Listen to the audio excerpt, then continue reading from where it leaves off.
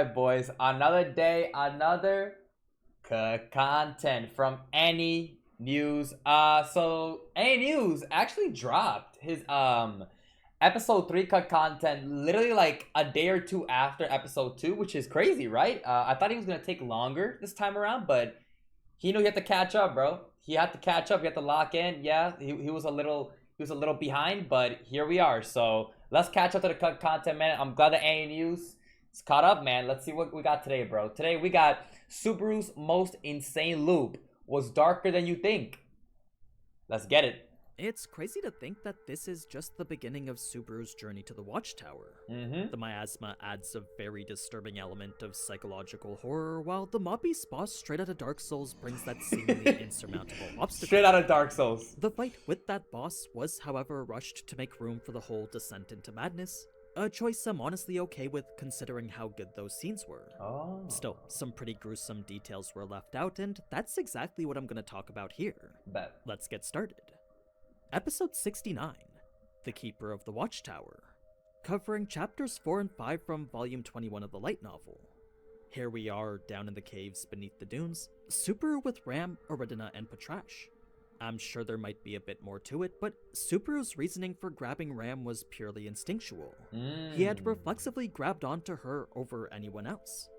Now, if you're wondering why Ram didn't just use clairvoyance to check on the locations of everyone else, that's because her wavelength didn't overlap with any of the others. Well, there was at least one, but to connect with her would be useless. Gotcha. Besides, if anyone was even close to begin with, they probably would have tried to meet up already. Other than Meili, no one really had any reason to try and avoid the group. Subaru was fairly certain she wouldn't try to escape like that, but as a girl who tried to kill them once already, Ram was justifiably a bit more skeptical. Okay, interesting. Okay, so that's why the clairvoyance wasn't used, and also, it's honestly interesting how Subaru just out of instinct just grabbed Ram, huh? Volume 21 almost over. I think it's exactly 11 pages. Really? Okay. Damn. Yeah. I also noticed what do you mention, the fact that like apparently they rushed also the fight scene. So apparently the fight scene was longer, the Dark Souls boss, right? The witch beast. I look, you forgot the name already, but yeah. So that guy, apparently it was longer too, and they pretty much more focused on the horror and like the crazy loop that that was, right? So okay, that's interesting. In any case, with the truth of the miasma having already been explained back at the tavern, the heaviness of the air indicated they were in an area filled with it. So, unlike how in the anime the miasma wasn't revealed till after the first loop, Subaru was already well aware they were somewhere incredibly dangerous. He already had a feeling. HHK, short for Hungry Horse King, right? Hungry Horse King, yes. Ekinut said it like that too, right? Hungry Horse King, got it. Now, while it was true this wasn't the most ideal party, Aridina privately told Subaru that she would use magic if she had to.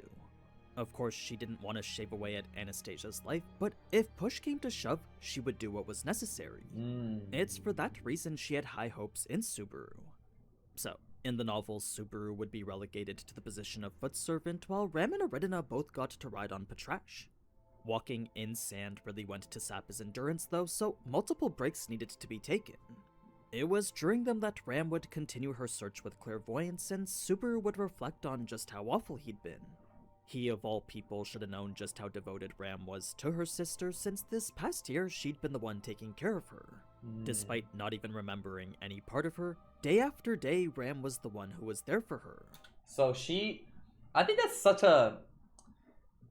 it's kind of nice, right? Kind of gives me a little more hope to this whole thing, because it's like, even though Ram lost, I mean, it's also the fact that like, even if you like lose memories of that person, if you just like spend time with that person like once again, like you could kind of like get like some sort of like closeness once again. It's not gonna be the same thing before you lost the memories, but it's kind of nice. Ram took care of Ram for like a year and pretty much was by her side for like a while now, and for like a year, right? For pretty much a whole year, taking care of her, kind of just like before that, she was like, okay, I mean, she just looks like me. She might be my sister, but that's it. But now she has like this sort of attachment now that she didn't feel before, and it's kind of new, a new type of attachment that she didn't feel before, but now it's been a year, so she kind of got a new attachment.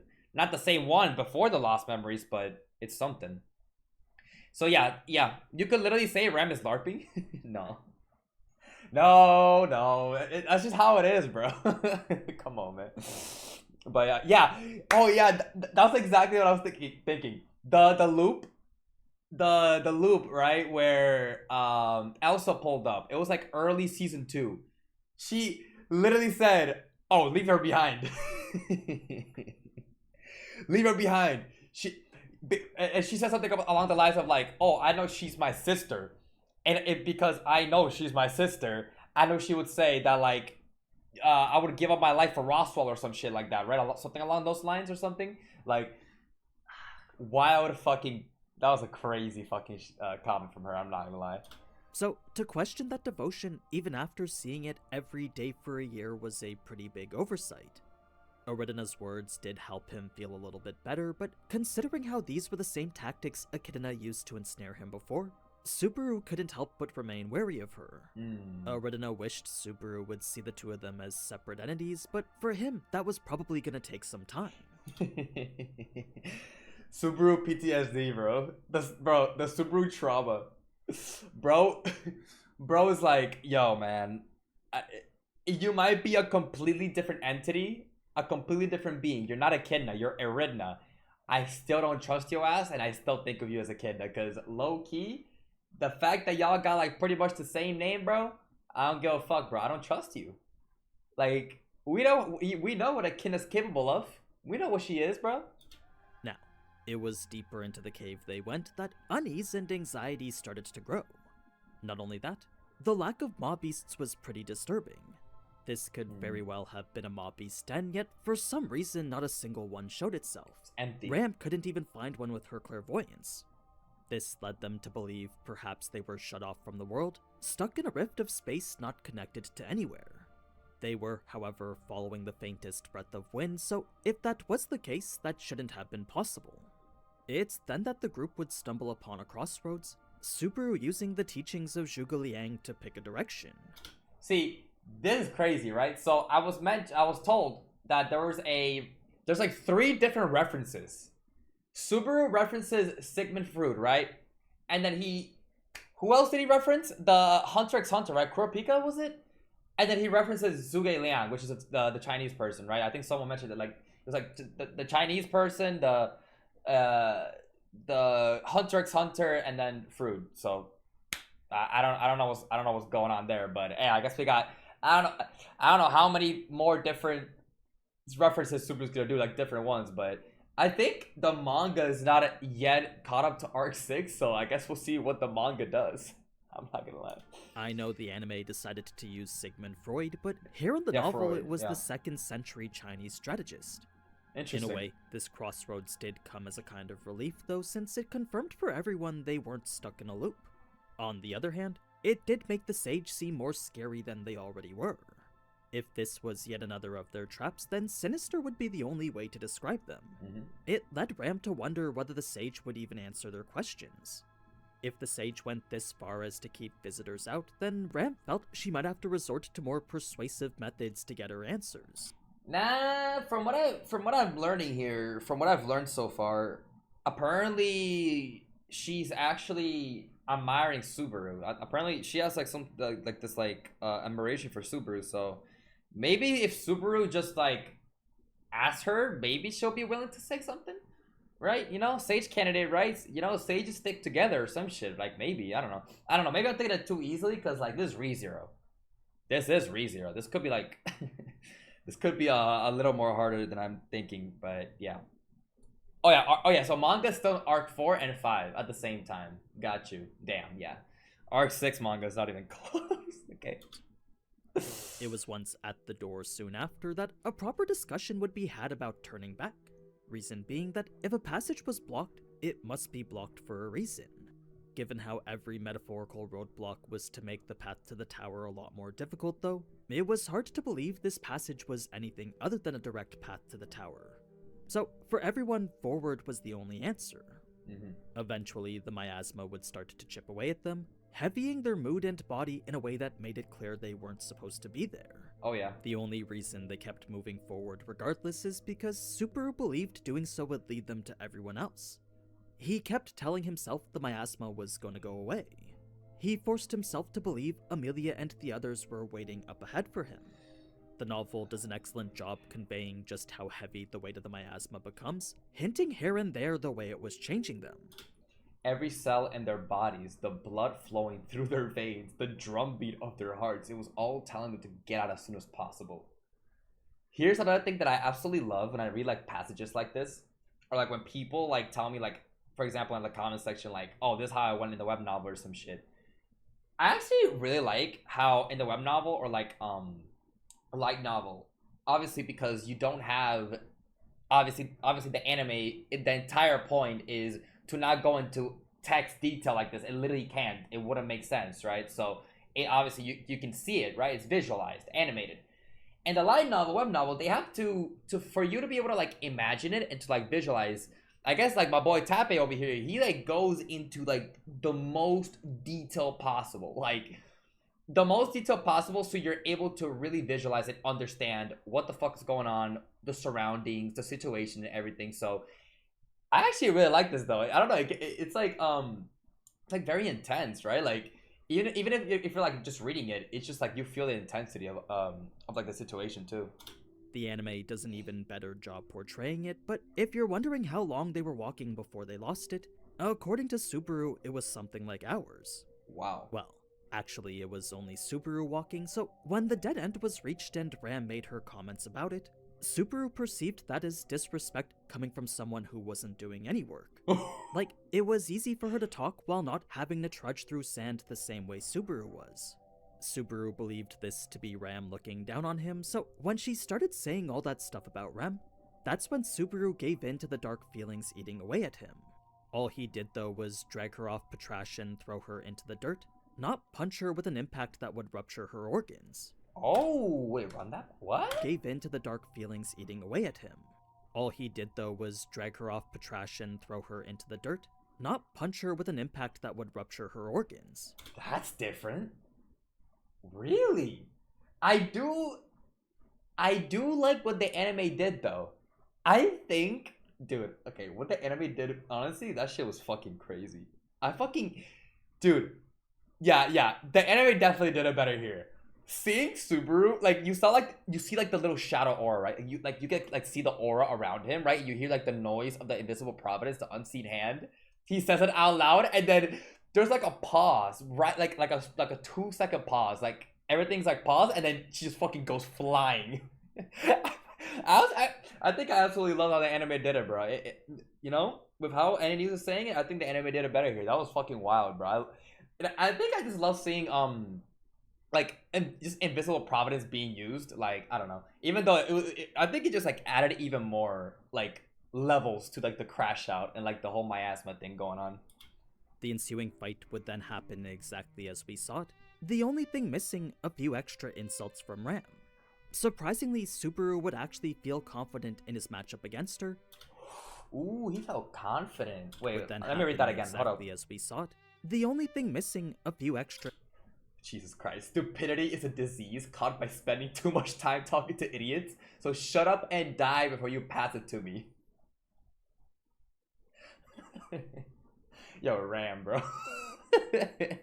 Dude, Ram is Ram's insults are something else, man. Jesus Christ. Insults from Ram. Surprisingly, Subaru would actually feel confident in his matchup against her, thinking his whip would be faster than Ram's ability to activate her magic. So, with speed alone, Subaru was ready to gouge Ram's face out. Oh, man. He was determined to make it so no one else in the world looked like Ram. As we saw, Aridina would beat him to it, then the reason Subaru didn't lash out at her next is because, unlike Ram, she was still useful. Yep, the whole useful thing. Aridina mentioned that too. She said something along the lines of like, I had to choose between you two who would be more useful, so she proceeds to kill Ram because Subaru is more useful in this situation. So that's interesting. Yeah, he thought the same thing as well. Also, the illustrations, these are some good illustrations, bro. I love when AniNews like keeps showing like the illustrations, bro. Dude, the illustrations are really good. Now we gotta, you know, I kind of have to, you know, obviously talk about the fact that like there's like little mistakes here and there. Like the illustrator apparently forgot that Subaru had the cursed hand, so that's a mistake. But you know, overall the illustrations are pretty good, right? Beat him to it, then the reason Subaru didn't lash out at her next is because, unlike Ram, she was still useful. Yeah. Subaru was of sound enough mind to understand Aridina was still his guide to the watchtower. He would still be hesitant anyway, though, unsure whether shaking Aridina's hand was the best idea. Correct. Okay. I will say, Aridina did come in clutch, right? I mean, I think everyone in the squad right now has come in clutch in their own ways, which I love, right? That, like, every character has gotten their time to shine, and they're all pretty much putting their, like, grain of sand, right? Like, they're all, like, pretty much coming together. Teamwork. Aridina pretty much knows the way, right? Like, she knows the way, like, and she's pretty much the fucking guide, so it's like, I can see why in this situation, right? Even, like, with the miasma kicking in, they saw the Subaru saw the usefulness in Aridina. Except Rem. Okay, but Rem doesn't count. You know what I mean? Everyone who's awake, okay? Everyone who's awake. She was, after all, wielding a knife, and to enter into handshake range would conveniently make his own weapon useless. That being the case, it was these two factors that would lead Subaru to the conclusion Aridina needed to die too. My god. Not only that, he was ready to snap her neck in order to avoid making the same mistake he made with Ram. Yet again, Subaru would miss the opportunity though, surprised instead by you-know-what. The gore was shockingly on par with the way it was described in the novel, only missing Aridina's lower half soiling itself. It is worth noting this was a wound Aridina should have died immediately to, so the fact she didn't really made Subaru question his sanity. Yeah. Like, for a person who just got cut in half, her grip remained pretty strong regardless. Yeah. AniNews put like a little text here. Yeah, it's implied as Anastasia, by the way, not Aridina. Correct. Yes, that's why Aridina died. It's just this Anastasia who took over, which is fucking Jesus. This scene was, my god, disturbing. Her grip remained pretty strong regardless. Waking up like that. In the anime, the scene with Patrash would come next, but what happened first was another face-off with Ram. She was still alive somehow, slowly stumbling towards him with whatever energy. My bad. Let me go back. Let me lock in. In the anime, the scene with Patrash would come next, but what happened first was another face-off with Ram. She was still alive somehow, slowly stumbling towards him with whatever energy she had left. Oh. It was clear she was intent on finishing him off the same way she did to Aridina. It was in all the prior chaos that Subaru had lost his whip though, so with no other means to defend himself, he would choose to rely on invisible providence again. The thing is, after using it twice already, the third was far too much for him. A searing pain overwhelmed his eye like a needle was being pushed straight through it. It's different this time though. Because normally it would just be one time, no? This time it took 3. The third time is like when he got cooked, so that's interesting, huh? Tears of blood would erupt from them next, the agony causing him to roll on the floor all in Aridina's guts. This would be the moment Ram would ready herself to deliver the finishing blow. Up. What was the reason? Because that's fucking me up now. Because I'm like, as AniNews is talking here, I'm trying to remember. What was the reason why someone mentioned it? Fucking hell, in the comments, I think. Is it a theory or is it confirmed? Has it been confirmed or is it a theory? How Subaru, like the third time, like why like he's not feeling the pain of like the using like unseen hand? Has it been confirmed or is it just a theory? Because I feel like I read something on that in the comments, and it had to do with some, I don't know if it was like cut content or what, but I'm pretty sure there's like an actual like reason for that. Like I mean I could be like tweaking right now, but I'm pretty sure. For him. A searing pain overwhelmed his eye like a needle was being pushed straight through it. Theory is something to do with miasma? Yeah. I mean, I know it has to do with something with miasma, but like, it's just a theory? If it's just theories, then sure. I guess we can like theorize it probably has to do with the miasma. And because of the miasma, maybe it strengthens the witch factor. And shit like that. Like, that's why like maybe like he's able to like pretty much use it without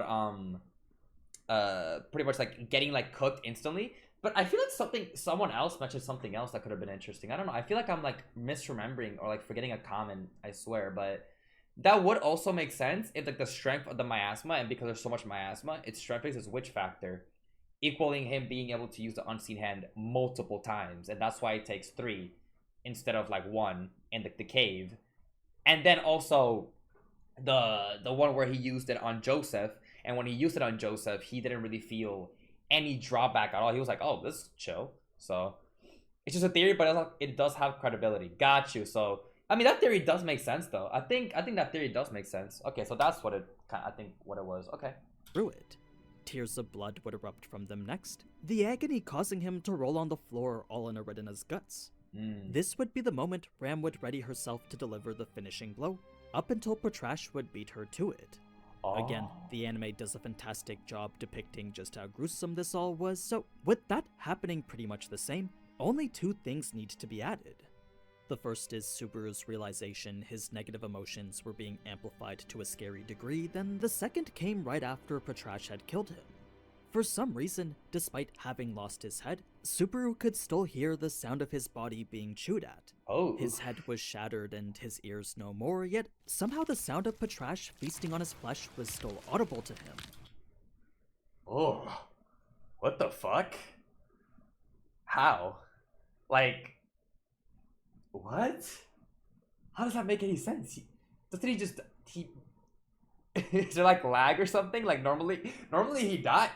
He just dies oh wait, what? I mean, no, cause like wouldn't he just die instantly? Is he just like inside of her like fucking mouth, just getting chewed on right now, bro? That is fucking what the fuck? It was a weird sensation he couldn't make any sense out of. Fucking hell. In the end, Subaru would die at the jaws of his very own partner, his consciousness absorbing the feeling long after what should have been possible. Yeah, cause yeah. So I've heard, yeah. I've heard that when you get decapitated, apparently the brain stays active for like a couple of seconds. I'm pretty sure, if I'm not mistaken. So like, I guess like he got like eaten there, but like he was still like alive for a little bit, so he could still hear his chewing and all that. Oh, that is crazy. Yeah, it does. Yeah, that right. Okay, so that makes sense why he probably heard the chewing and shit. That is.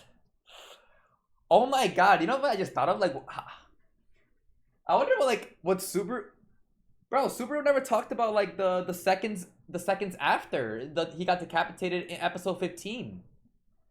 Right? Like he saw Puck, bro.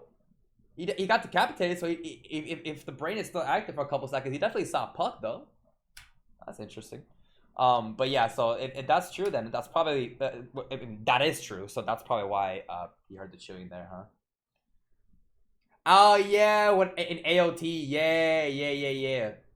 That literally exactly that. With Aaron fucking getting sniped by Face Gabby, yeah. Or yeah, by Face Gabby, yeah, Gabby. I was like, it's been a little bit, but yeah, Gabby. But okay. Just absorbing the feeling long after what should have been possible. It was when that consciousness finally resurfaced again that it wasn't his death which affected him like this. No, it was the visceral deaths of everyone else. Not even his own death. It's not even just his own death. It's the fact that he like the deaths of everyone else, like how they happened, how he pretty much was also involved in it, and it was just that was a horrible fucking loop. Yo. That was a horrible fucking loop, bro. That was just rough, man. His death was something he was very well versed in, but when it came to the deaths of those close to him, that really tore away at him. Yeah, it's different. Especially when they were as gruesome as these. It's very different. So, Subaru would vomit at the thought of Ram's previous fate, forcing Ram to have to baby him. It did make Subaru feel a whole lot better, but what didn't was the way Ram mocked him for having to treat him this way. As thoughtful of a gesture as this was, it appeared Ram found great pleasure in getting to treat Subaru like an infant.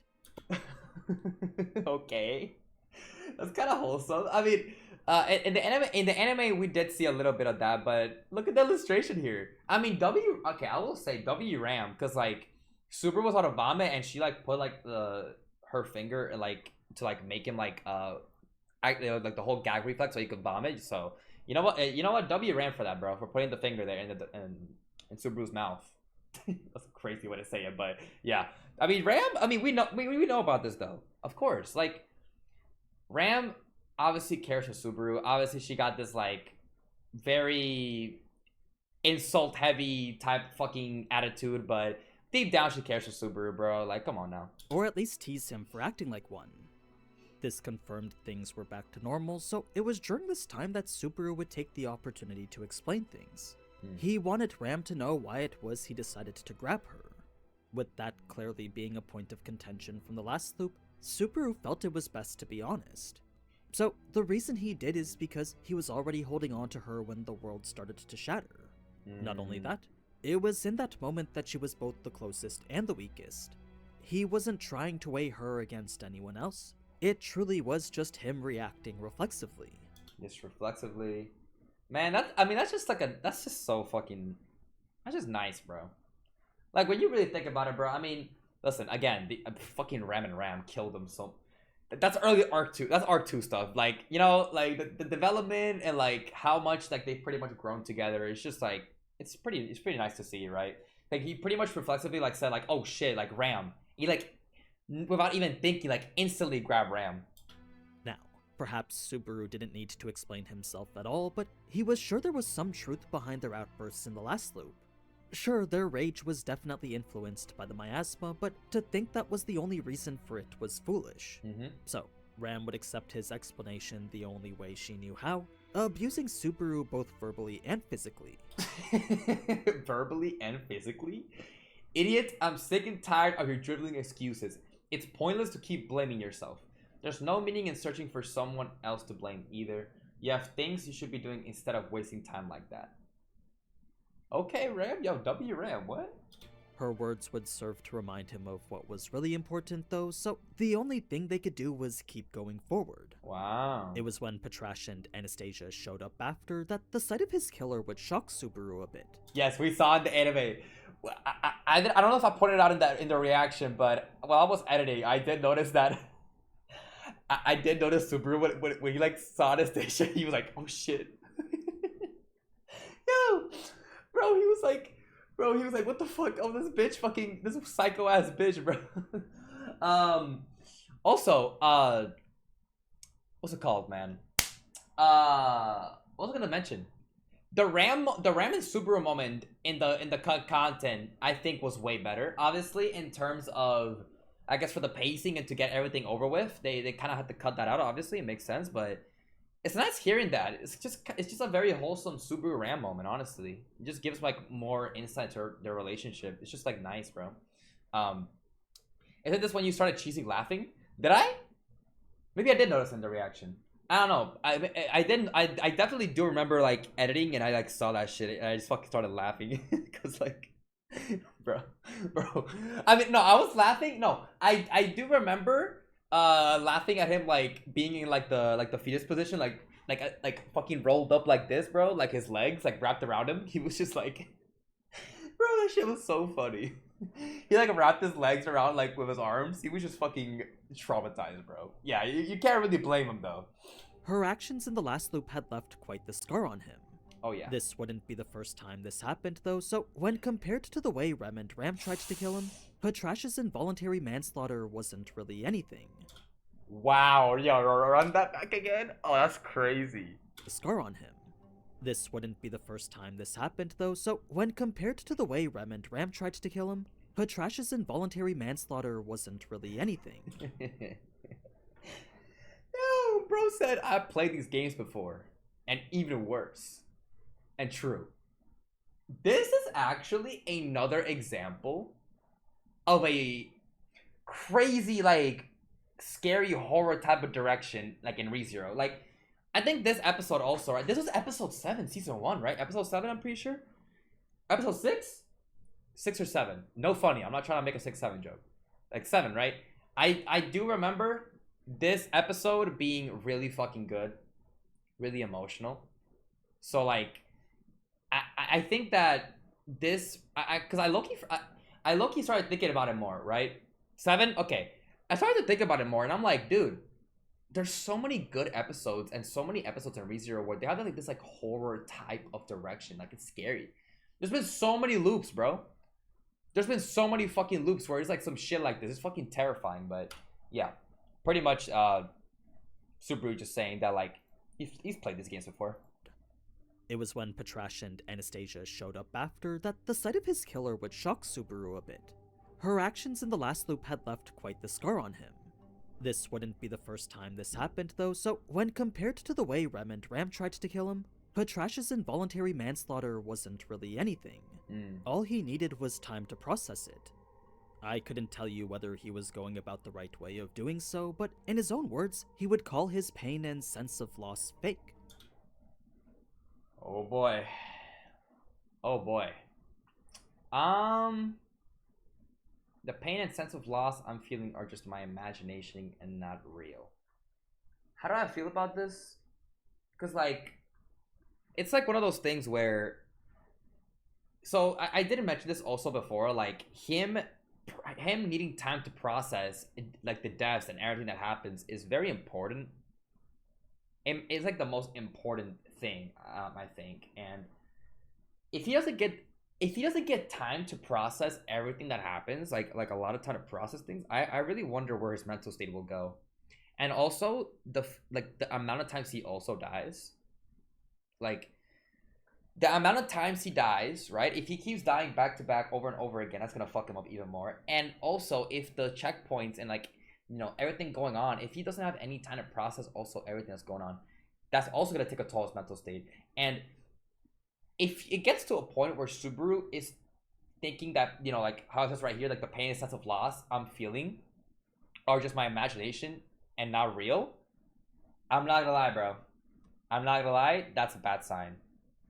If he starts like, damn, y'all know that like how like in the greed what if, bro? You know what I mean?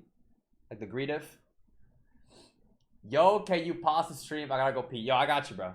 Yeah, I got you, bro. I'll pause the stream right now, bro. I'll pause the stream right now, bro. I got you, yo. You can go. It's good, bro. It's going back on the growth of Arc 4, correct? Yes, it's literally, this is like some Arc 4 shit. Valuing life, right? The value of life. The entire value of life, him, like pretty much him being told to value life more. That's like the, you know, that's the main thing. So, yeah.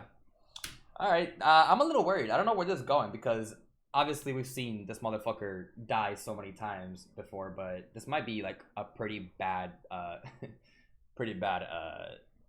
season for it in terms of deaths and trying to process everything. So all he needed was time to process it. I couldn't tell you whether he was going about the right way of doing so, but in his own words, he would call his pain and sense of loss fake. To him, they were figments of his imagination that he decided weren't real.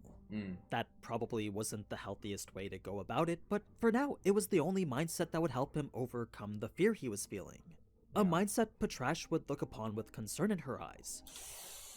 Ooh, I don't know if that's the right way to go about it. Thinking it's fake, like, oh, this shit ain't nothing, bro. This shit not real? Oh, Subaru, bro. I'm scared, bro. Yeah, I'm scared, man. Now, Subaru's own concern wasn't in an attempt to detect the miasma's influence early. It was simply out of consideration for the companions he watched die only moments ago. He was genuinely worried for these people he cared about. Okay. It's not like he could straight up tell them how important they were, though, as even without saying anything, Ram would call him a pervert anyway. This fucking, yo, Ram is so fucking annoying, bro. Gotta love her though. This girl, bro, like Subaru can't even be nice, bro. Subaru can't be nice or like be like, yo, I care for y'all. Pervert. Yep. Instantly. At the crossroads, Subaru would do a terrible job justifying his decision, but what he did do was make clear Zhuge Liang was not to be trusted. His desperation would ultimately get the others to go along with him, so as they traversed down the unexplored left path, Subaru would contemplate the situation he was in. He was bothered by how quickly his save point changed, since if anything happened to those he was separated from, he wouldn't be able to use his own life to save them. It was a terrifying thought that brought flashbacks to the whole Rem situation. Nothing scared him more than a loss he wasn't able to fix. Oof. So, it was... Yeah, like... because normally we can, like... Subaru can normally, like, yo, if anything goes wrong in a loop, well, he just dies to reset it and everyone's good, but... The Ram situation is just so crazy, right? Like, pretty much fate was just like, fate took over. Everything was just meant, the destiny was just like, hey man, Ram gotta get cooked. And by destiny and fate, I just mean Tabe. Sorry, Subaru. Subaru's strong, but he's not strong enough to beat the author. Because the author, Tape, was just like, hey, man, Ram gotta go. Hey, Ram gotta go, bro. She already served her purpose, man. She gotta go. So, but pretty much him not being able, like, that's like one of like the few times where like, man, Return by Death does nothing for me, bro. As Subaru prayed for their safety, that eventually he would stumble upon this Dark Souls boss arena. What Subaru would see first wasn't Fulgor Champion of Nightglow, it was instead another Oiran bear. Yep. Subaru would be stuck trying to decide between fight or flight, long enough for the bear to charge at him. It was right as it did, though, that a spear and subsequent flames would vaporize it instantly. Oh, wait, run that back? Would be stuck trying to decide between fight or flight, long enough for the bear to charge at him. It was right as it did, though, that a spear and subsequent flames would vaporize it instantly.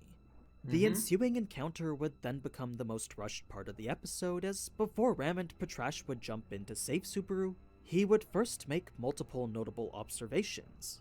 The first was that this was a mob-beast crematorium, another trap just like the miasma, the Garden of Oiran bears, and the sandstorms. Gotcha. His next observation came after standing only a few feet away from the centaur, attempting to hide his presence while standing right out in the open.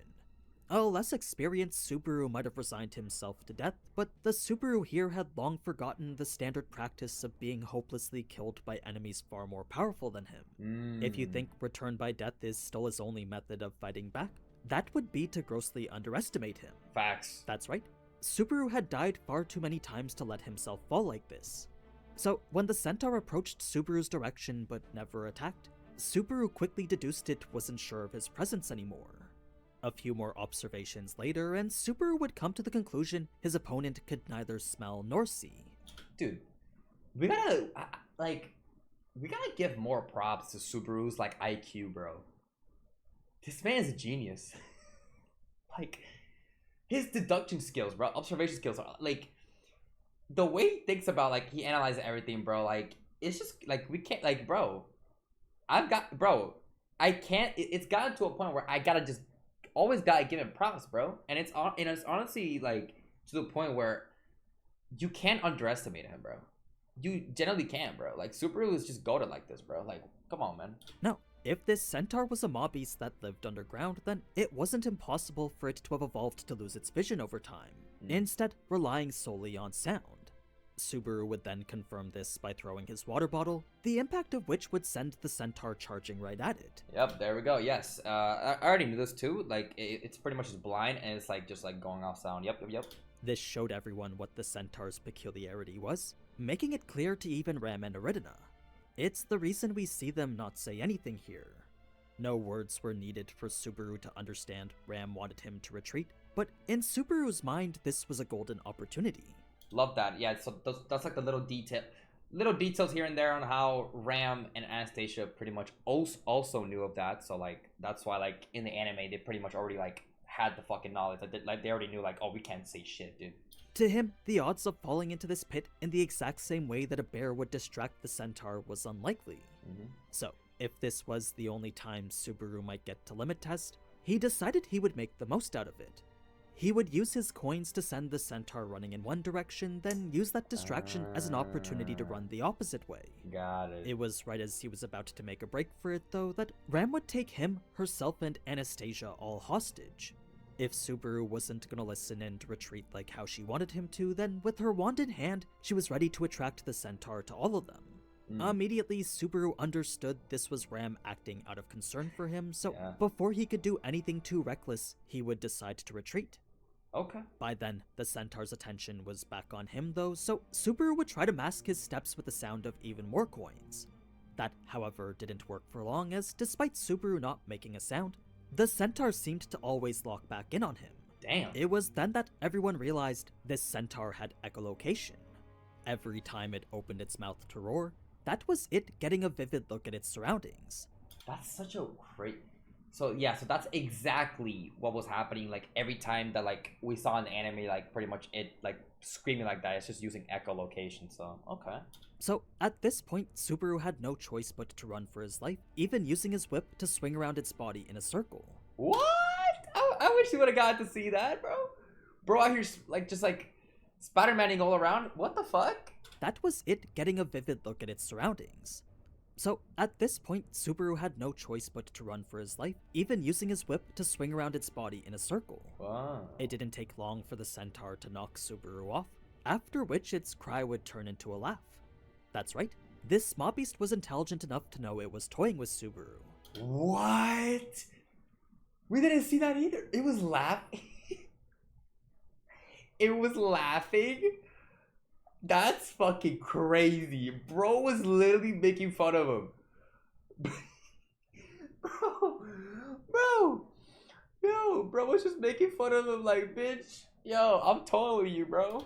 That's when Subaru would resort to the only tool he had left, his invisible providence, which he knew guaranteed him at least one free hit.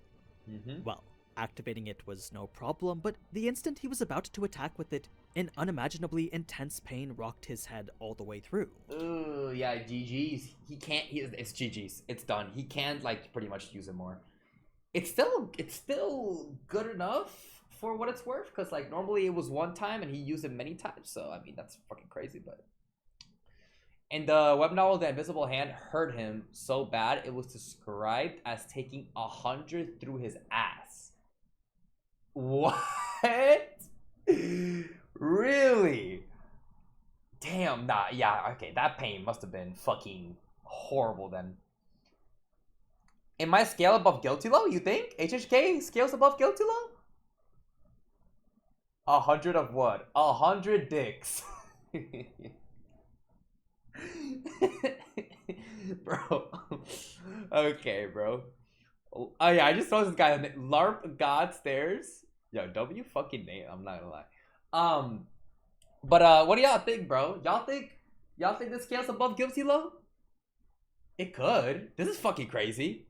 This could, I mean, yeah, it could. I think so. I think it definitely does. I think it definitely does. Do you see this motherfucker? Like, do you see how he's built? Yeah, he's massive, great regen, powerful attacks, right? I mean, like, he's powerful, the echolocation stuff, right? Even though he's blind, he still has the echolocation stuff. I mean, it's just strong as fuck, dude. It adapts. It adapts also. Oh yeah. So I mean, honestly, I mean, just the fact that you have regen though. 100 needles. Oh, 100 needles through his ass. Or what to say? Oh, gotcha. Okay. I was like, I was thinking like 100 hands or some shit. I don't know what the fuck I was thinking, but 100 needles. Okay, gotcha. But I mean, that would make sense. I think it definitely scales higher then. Like, with like all the fucking shit, that it does, like all the abilities, like how strong it is, and the regen and stuff. I mean, definitely, I think, honestly, easily. He was about to attack with it, an unimaginably intense pain rocked his head all the way through. I couldn't tell you why that is, but the centaur wasn't gonna wait for Subaru to recover. So, right as Subaru was about to be incinerated, Patrash would jump in and tear the centaur's arm off. Oh! She would then grab Subaru and run away with him, dodging the ensuing attacks to the best of her ability. Fucking W Patrash, what the fuck? I would have loved to see that too. What the hell? Patrash out here clutching up? What the hell? Yo, what? Subaru, still writhing in unimaginable pain, would be spurred into action by one single line from Ram. Yeah, don't make Ram Knowing cry. the one girl who needed him most was still waiting for him, that led him to push through the pain.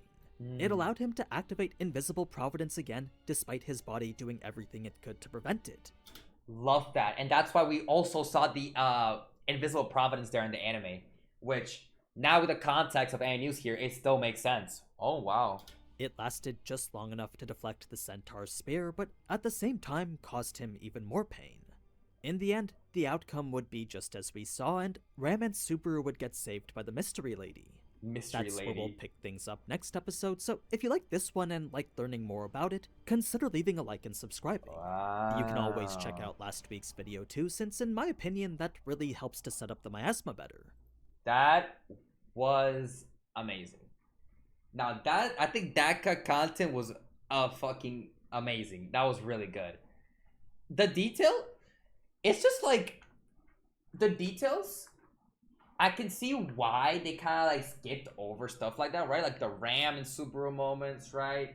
Also more on like the fight itself. They just kind of wanted to like focus more on the the horror, right? The horror aspect, the direction of the episode, which is like a different, right? And the pacing was like different, obviously, to the original source material. So they wanted to focus more on like the horror aspect and like pretty much how crazy, how wild that loop was, right? And like the fight was still good, right? Like the animation was wild anyway, right? Like the anime was still good, but I can definitely tell like Patrash saving Subaru, right? The whole details of him like not being able to use Invincible Providence, right? It hurting a lot, and then eventually being able to use it because he just needed to, right? Willpower alone, and that's why it also makes sense why he was able to use it in the anime as well. I mean, yeah, and also like neat little details as well of like pretty much Subaru's IQ being on full display, right? Gotta love that. I love that shit, right? Like, when Subaru's like entire like, you know, the entire thing of him like pretty much having that battle IQ, right? Like that fucking brain power, using that brain power to pretty much come up with a solution and all that shit. I love that too. You can't underestimate my goat Subaru, bro. Overall, W fucking cook content from AniNews. Thank you so much. He's caught up. He's caught up. So hopefully, for next episode, man, we get it sooner, man. Nah, but like I'm not gonna rush AniNews because these videos are so high quality and so good. And right now he's doing ReZero and Tensora at the same time. And I think normally he does like one isekai per season of like cut content, right? I think I could be wrong about that. So like him like doing like two in one season is like rough, right? Because like there's like some like like this type of content like he really like needs to like actually like put it together correctly. So overall, W content, cut content, any news. Thank you so much once again. That is going to be it for today's cut content. If y'all enjoyed and you're new, subscribe, leave a like down below. If you want to check out the uncut version to the anime episodes, go to the Patreon. As always, have a good day, and I'll see you guys next time. See you guys.